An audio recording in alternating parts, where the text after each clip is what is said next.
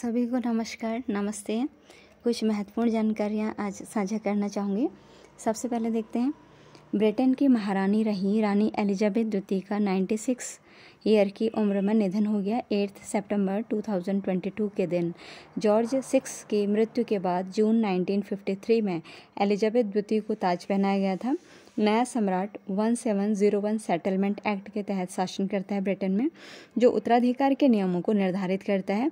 Act के अनुसार राजकुमारी Sophia the इलेक्ट्रेस of Hanover की पोती के केवल प्रोटेस्टेंट वंशज ही सिंहासन पर बैठ सकते हैं। नए सम्राट को आधिकारिक तौर पर विशेष निकाय द्वारा राजा घोषित किया जाता है। इसमें प्रिवी काउंसिल के सदस्य, कैबिनेट के सदस्यों सहित चयनित शाही कलाकार शामिल होते हैं।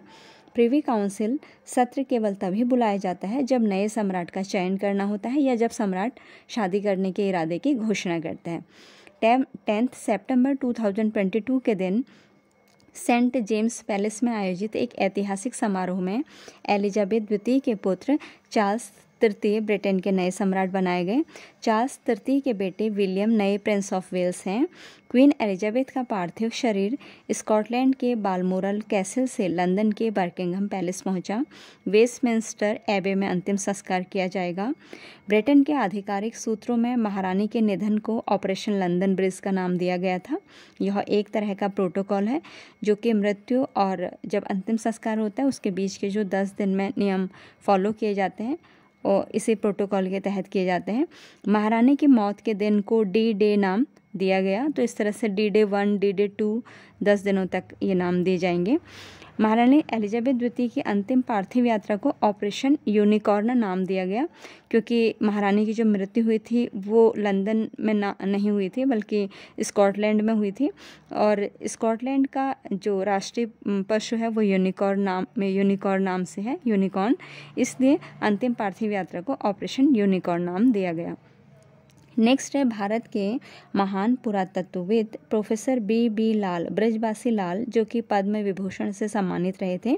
101 वर्ष की आयु में निधन हो गया 10 सितंबर 2022 के दिन।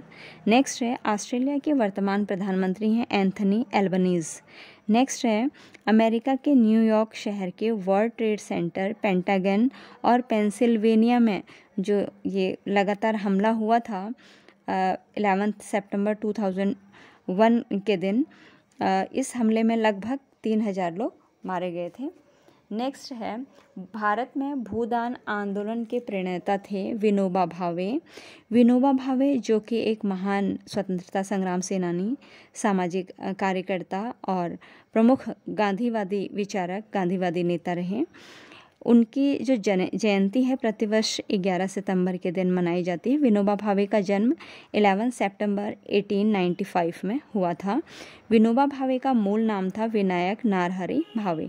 नेक्स्ट है स्वामी विवेकानंद ने शिकागो में जो अपना ऐतिहासिक भाषण दिया था वो दिया था 11 सितंबर 1893 के दिन। नेक्स्ट है NSA stands for national security act, राष्ट्रीय सुरक्षा कानून, जो कि रासुका के नाम से जाना जाता है। जब भी राष्ट्र की सुरक्षा पे कोई गंभीर खतरा हो तो जो संदिग्ध व्यक्ति होते हैं उसे तुरंत गिरफ्तार करने का ये कानून है रासुका। NSA को 23 दिसंबर 1980 को इंदिरा गांधी सरकार के समय बनाया गया था।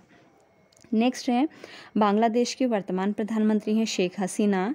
शेख हसीना ने मुजीब छात्रवृत्ति देने की घोषणा बांग्लादेश सरकार की तरफ से की है।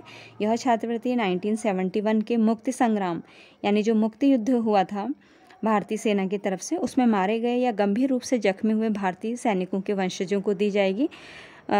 जो 1971 का वॉर था भारत और पाकिस्तान के बीच में, इसमें लगभग भारतीय सैनिक जो थे 4000 के लगभग सैनिक मारे गए थे और 10,000 के लगभग सैनिक घायल हो गए थे।